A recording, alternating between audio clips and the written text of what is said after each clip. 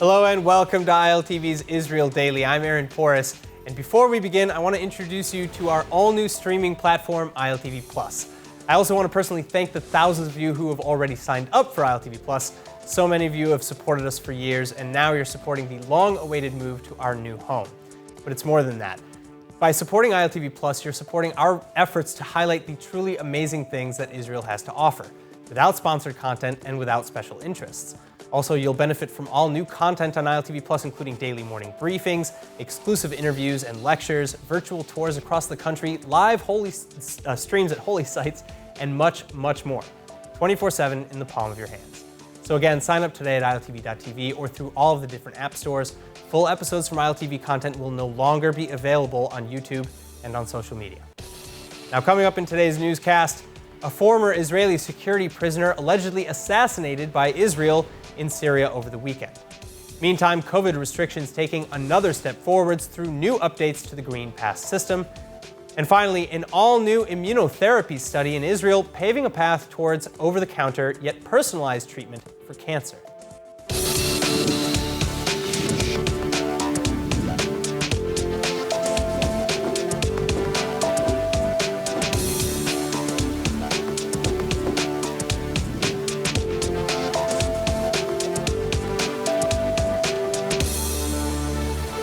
To begin tonight, Israeli action in Syria allegedly kicking things up a notch with the assassination of Midat Salah, a Syrian man who spent 12 years in Israeli prison before his release in 1998. It's not yet clear, though, just how Salah was killed. According to varying reports, the now 54-year-old Salah was either shot by Israeli sniper fire coming from over the border or was the target of either a drone strike or an airstrike. But whatever the case, Israel is refusing to comment as per policy, and the Syrian government is calling the killing a, quote, cowardly and criminal act. Now, Salah was originally arrested by Israel in 1985 for security-related offenses. He was considered to be an Iranian contact in Syria and had been plotting attacks against Israelis in the Israeli Golan Heights. Later, a year after his release, he returned to Syria, where he served as a member of parliament in Syria until 2005. And after that, he was appointed by Bashar al-Assad to the Golan Heights portfolio, in charge of intelligence and efforts to retake the Golan from Israel. Israel having captured the southern Golan Heights in the Defensive War of 1967 and annexing it in 1981. Now, joining me with more on the alleged Israeli assassination of Midat Salah in Syria, senior analyst with the Abba Eban Institute at the IDC Herzliya, IDF Major in the Reserves, Danny Citrinowicz. Major, thanks so much for being with us. Now, who was Midat Salah and what made him an allegedly prime target for Israel? Well, in order to understand who was Salah, let's go a little bit back to what really Hezbollah and Iran are trying to accomplish in the Golan Heights. And actually, the true meaning or their aim to build a second front against the state of Israel. So in the case of a war between Israel and Hezbollah, they were able to ease the tension on Hezbollah by opening a second front with Syria. Now, in order to build this kind of capability, they need local forces.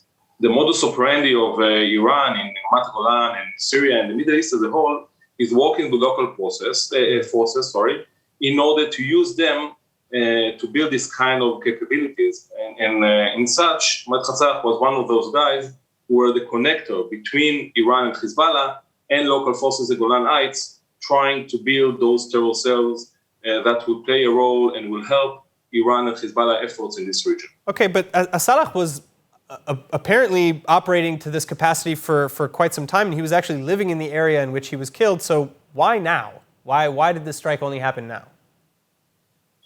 I think that Israel is extremely annoyed from things that are developing in the Golan Heights. Now, in the last several years, Israel is waging a campaign, what we call in Hebrew Mabam, or short of war campaign, to really try to eradicate the presence of Hezbollah and Iran in Syria. But this campaign has glass ceiling in a way. And Israel is really trying to intensify its activity to signal the Iranians, to Hezbollah, and especially to the Syrian regime, that the patient is coming to an over. So I think this event is really signaling some sort of a change in Israeli policy towards the Golan Heights and towards the presence of Hezbollah and Iran activity in the Golan Heights. I don't know how it will continue into the future, but if it will intensify, then we'll see more activities like that. And maybe Israel will try to aim Hezbollah and Syrian forces in the Golan Heights helping Iran to entrench its forces or its capabilities in that strategic area.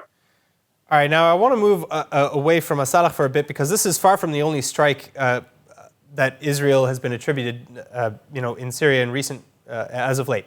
The Israeli Air Force has also been accused of, the Israeli Air Force has been accused of hitting pro-Iran targets in Syria, killing 9 just last week. But what was upsetting most about that attack is that Russia is saying that Israel used civilian airliners to conduct that strike, ostensibly using them as human shields.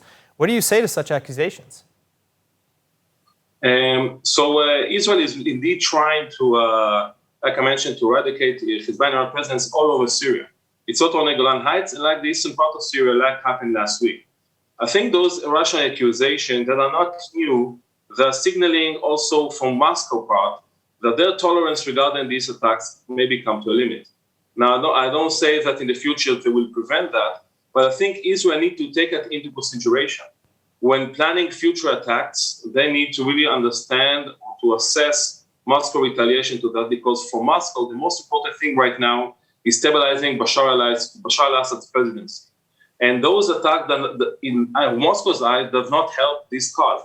That's why I think that the mabam of between the wars is extremely important, but in the end of the day, can cause a friction between Israel and Russia.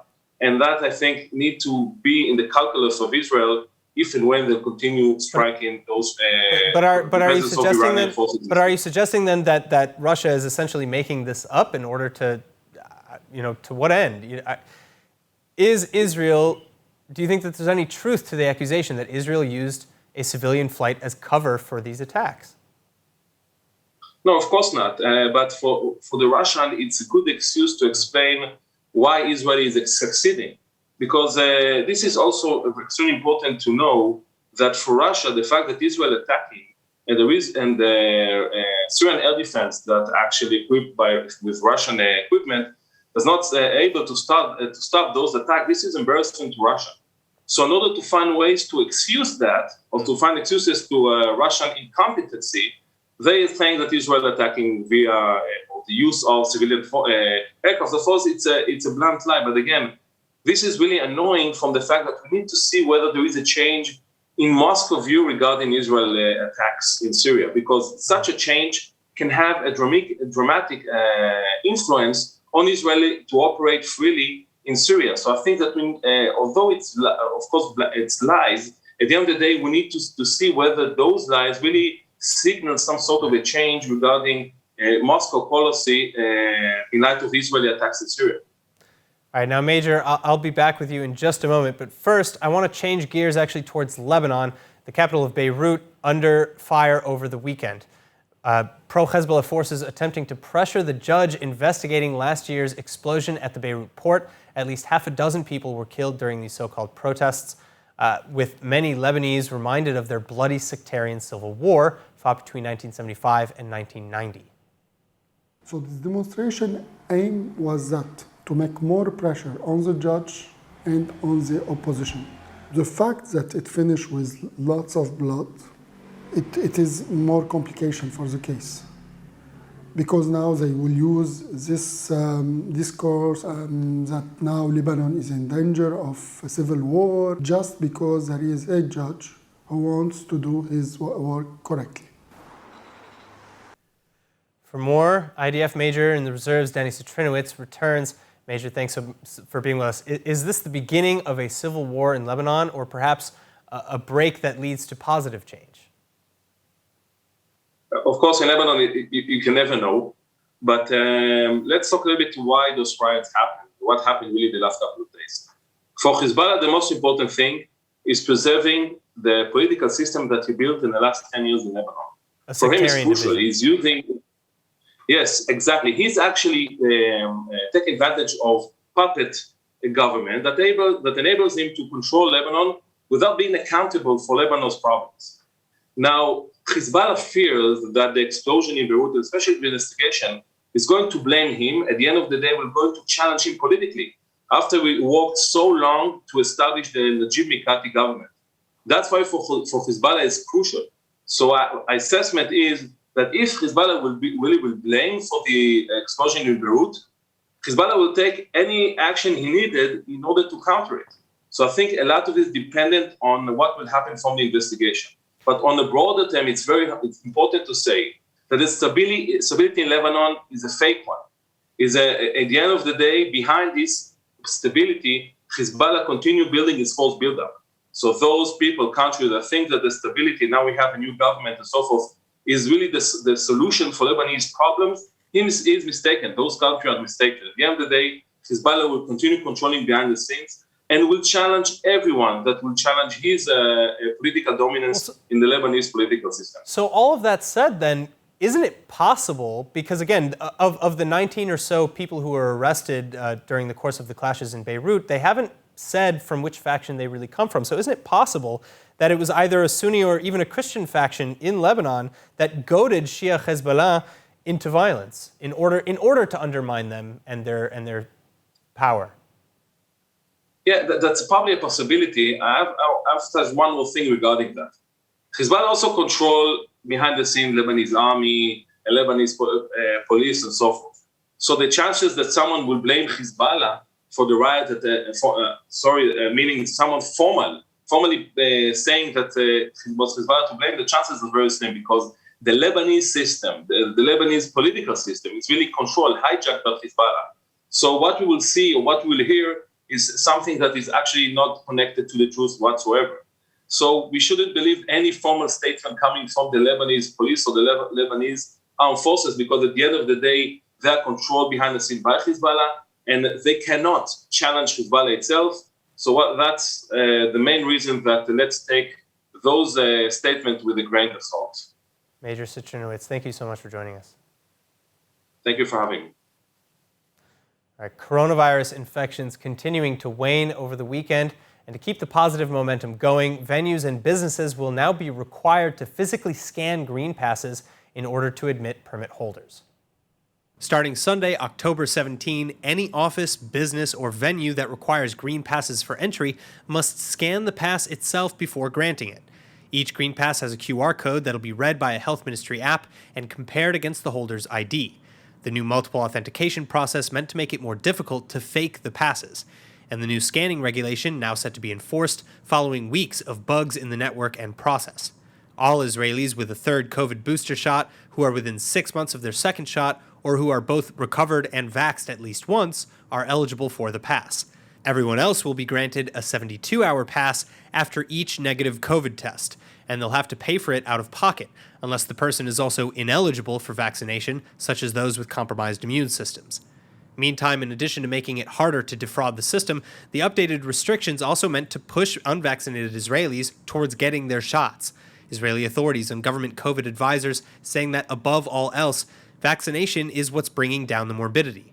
And hospital COVID ward directors adding that it's good that lockdowns are being avoided, but they're warning that without enough vaccinations among the public, staying open is coming at a high cost. We see that all the hospital is working regularly. Actually, we're happy about it. We don't want patients to be at home and not coming to hospital because of curfew. But we can see that people that are not vaccinated, they are more sick. Young people coming here is very sick. So I think it's a good policy, but it has its price. As of now, roughly a third of Israel's population, some 3.8 million people, have received their third vaccination. But roughly another third of the population, meantime, still only vaccinated once. Now forget coronavirus for a moment. Another issue apparently plaguing Israeli hospitals, and that's intolerable working conditions. That's why some 2,500 medical students and residents today resigning from their posts. Organized primarily by the Mirsham Union for Medical Residents, the residents are taking a stand after demonstrating that they've been working 26-hour shifts, often without proper breaks to rest or even eat or go to the bathroom. And to top it off, medical students and residents are often overlooked in agreements between the health and the finance ministries. So what will become of these medical professionals and the hospitals that they carry on their shoulders? Internal cardiology medical director and specialist, Professor Yehuda Adler, is joining us with more. Professor, thanks so much for being with us. Now, what are your initial reactions to this strike and this demonstration? First of all, I want to tell you that we can't forget the corona. The corona is here. But today we'll speak about the specialized. And I have to tell you, our generation did 36 hours of shifts, and we didn't even once said something. Maybe we make a mistake, but this was the situation, let's say, in the past 30 years. But things were changed in Israel. First of all, we are a much bigger community. Second, we are a much older community. And the shift is going to slowly to be more difficult and more difficult. Right. Now, I think to ask a specialist today to do 26 hours, without resting, without nothing, is injustice because it can't function. It's impossible. But the problem is that we have to change all the system of the medical system in Israel because somebody has to do the shifts. And if the specialist won't do the shifts, who will do it? I will do it. So we have to think how to do it. And of course, it costs money. And the Minister of Health has to bring a lot of money and more space for new specialized. And this is not the situation in Israel. We have a lack of doctors. Most of the doctors in Israel are going to learn to study abroad. The best doctors are not coming back. It's a year of bad management of the medical system, and this is the result. So I think they have to sit together, not with strike, because strike is not an answer to the problem now.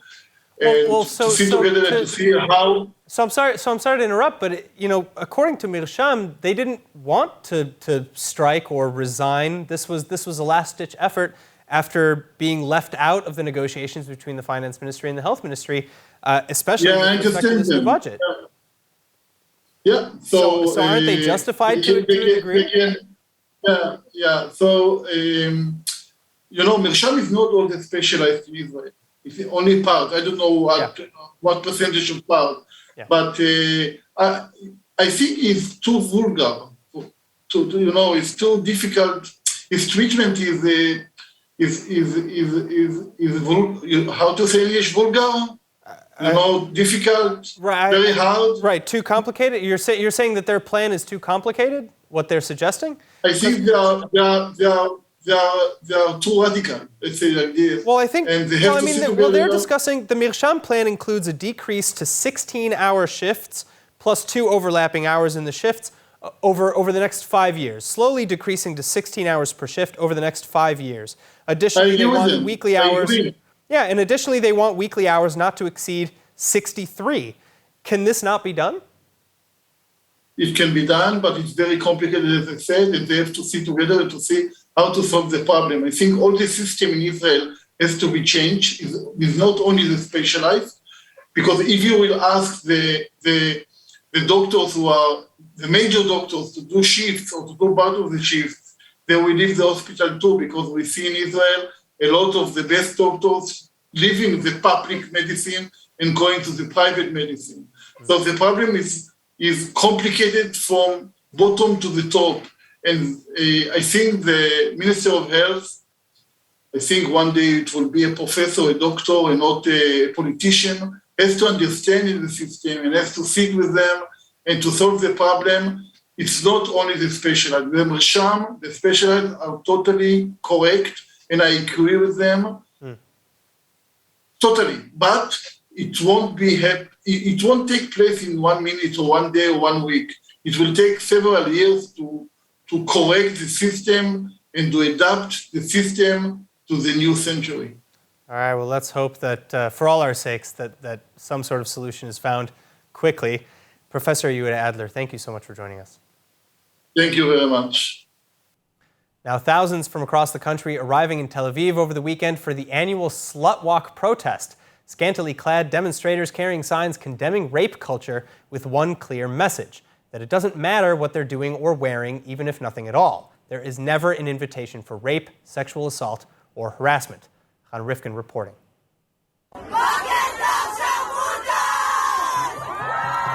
setting off from Kikar Atarim along the beach, home of the infamous No Longer Standing Pussycat Club. Thousands of Israelis from across all sectors arriving for the annual Tel Aviv Slut Walk. The trail heading down towards Kikar Rabin and then Kikar Habima, where protesters were greeted by a feminist fair with participating organizations including the Women's Lobby, Women's Lawyers for Social Justice, the Tel Aviv Sexual Assault Crisis Center, Kulan, El Halev, and many others. Organizers saying the event intending to empower victims to reveal themselves and file complaints, while combating the, quote, environment that allows for the treatment of women as objects, the silencing and blaming of victims, and a helpless legal system that enables sexual violence to run rampant in Israel. Ironically, the 8th annual Slut Walk in downtown Jerusalem was held last week, too, during which a number of individuals attempted to disrupt the march. Counter-protesters hurling eggs and other objects at the marchers while calling them prostitutes. Several marchers' signs meantime reading, quote, rape was happening since before miniskirts were created. Originating in Canada in 2011, slut walks began in response to alleged police indifference.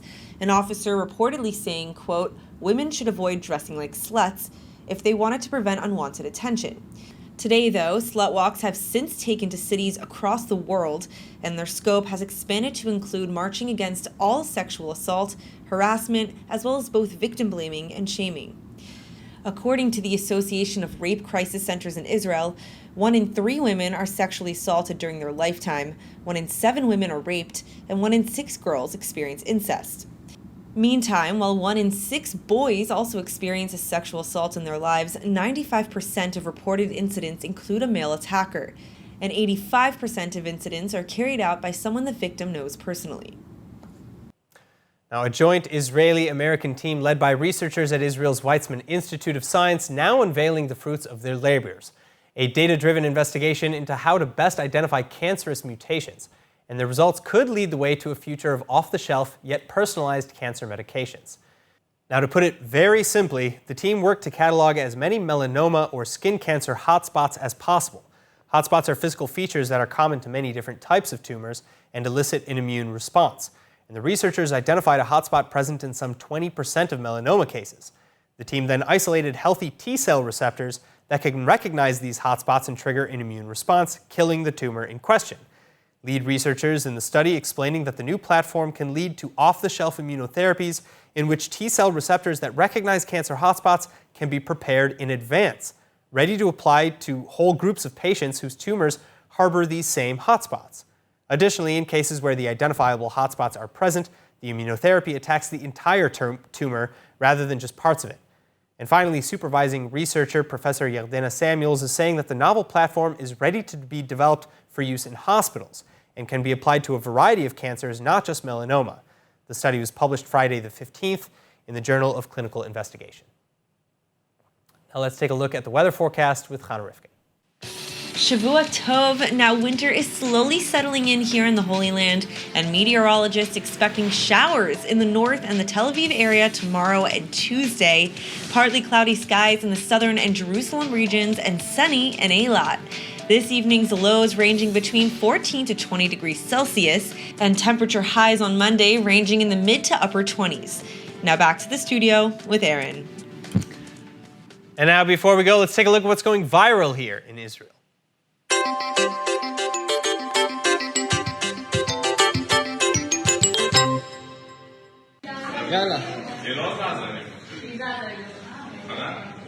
I feel like something's going to go very wrong. Krav Maga is rough, people. All right, that is it for today's news. But for more of the latest updates from Israel, please make sure to subscribe to our newsletter at ILTV.tv and sign up for our brand new streaming platform, ILTV+. We will no longer be showing full episodes on YouTube or on social media. Instead, on ILTV+, you can still get all of your favorite ILTV programs, exclusive content, and much, much more, available on all of the app stores and on all devices. I'm Aaron Porras. Be well, and thank you so much for watching.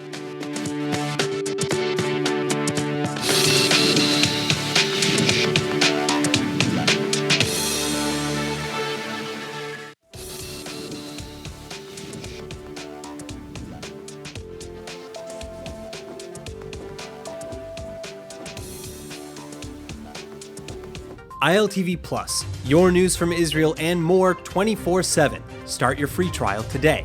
Subscribe at iltv.tv and watch from any device.